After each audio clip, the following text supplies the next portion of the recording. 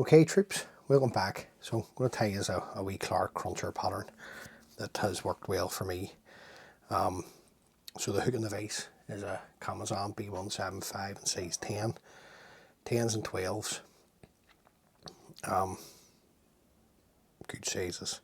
Now the thread that I'm going to use is the Textreme 80 in Claret.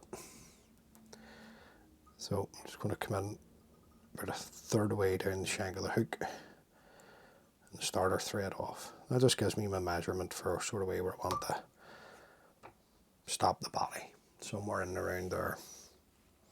Now the tail, just using a Whiting 4B hen. So just bring the fibres out from the stem. Just gently give them a wee tug and they'll come away for you. Now the length of the tail's up to you. On this particular style, you just want the length of the tail to be roughly the length of the shank of the hook. Over the back, I'll just take my thread turns always down, but dancing in one spot if you can try and help it. Now the body is a red magic tinsel. So I'm just going to catch this in with a couple of turns. Now the magic tinsel is by a company called Textreme, so just let me pan out a wee bit to show you.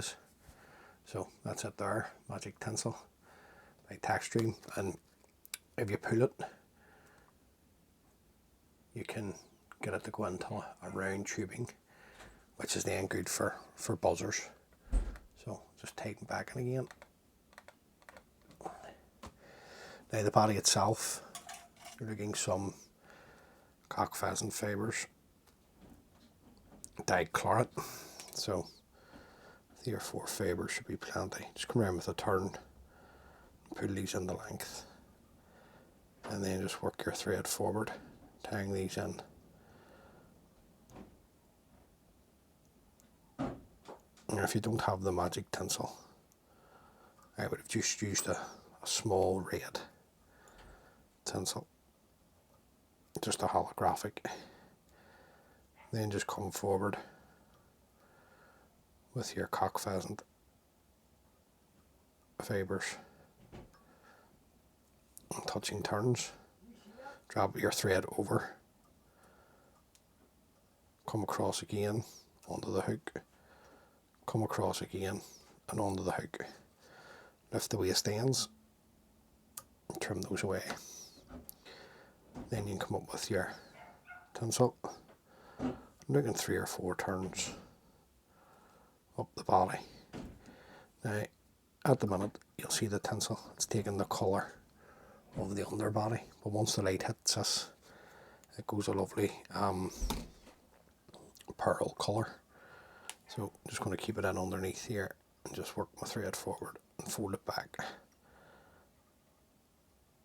You can also cross rib it if you like with a silver wire. So just bring my thread up to there. Now the thorax, some peacock herl. This has been dyed a magenta. So just looking about 3 strands should do. Now the weakest part of your herl is always the top. Just trim that away. Pull this in the length.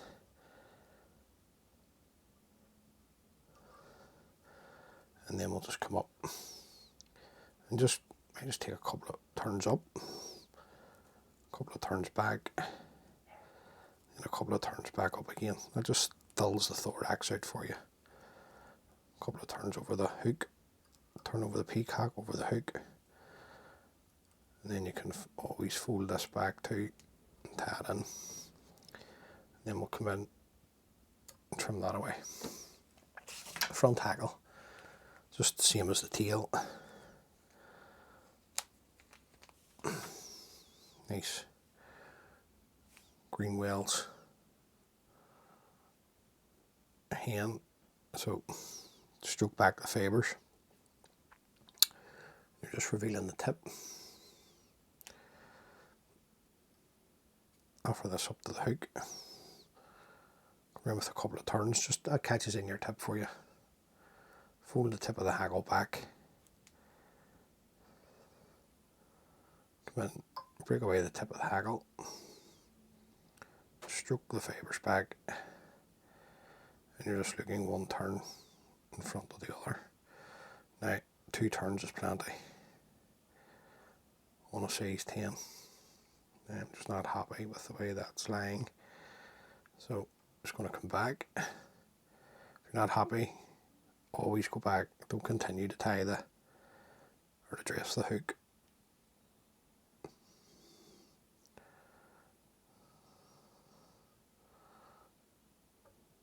There's plenty there, so follow this around with my thread. A couple of tight turns now. I'm going to fold the stem back and build up my head. Don't be shy with the head. Nice and tight. Break away the stem of the hackle. And just come in with your whip finishing tool. Bring your thread tight. Come in, trim away your tying thread. Then the first coat onto the head, guys, as you always use, just come in, put everything back. So just bring everything back out of the way. And then just we drop a super glue right the whole way right round. Just be careful not to touch your dressing. And then I'll just use my needle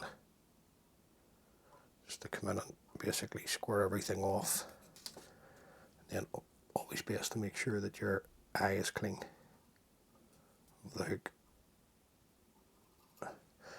So there you go, guys. That's my wee Alf cruncher. It really is. It's good. I've had more fish on a 12 than I have on a 10, but the browns do love it. Wild browns do love it. So hopefully you can tie a few of those up. And just while I'm here, we've reached 3,000 subscribers over the weekend. And I would like to thank everybody that has taken the time to watch my videos, comment and subscribe. It's greatly appreciated. So thank you greatly. As always, be good, be calm, be good, be careful, and all being well. I'll catch you on the next one. Thanks for watching, guys. Bye.